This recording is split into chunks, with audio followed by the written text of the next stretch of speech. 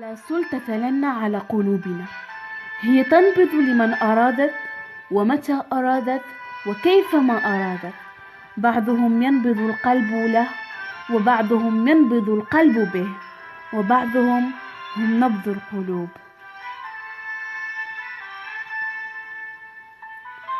هل كان قلبي قاسيا ليكون هذا الهجر قدري، أم أني مظلوم في بحر الحب وحدي؟ لولا الأحزان والآلام والخيانة والغدر وكل الحالات والكلمات السيئة لما تعلمنا الطيبة، ولكنا نجهل من هم حولنا.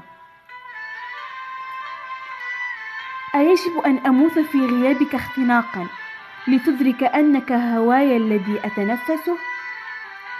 إذا خسرت الدنيا كلها وأنت مع الله فما خسرت شيئا، وإذا ربحت الدنيا كلها وأنت بعيد عن الله فقد خسرت كل شيء.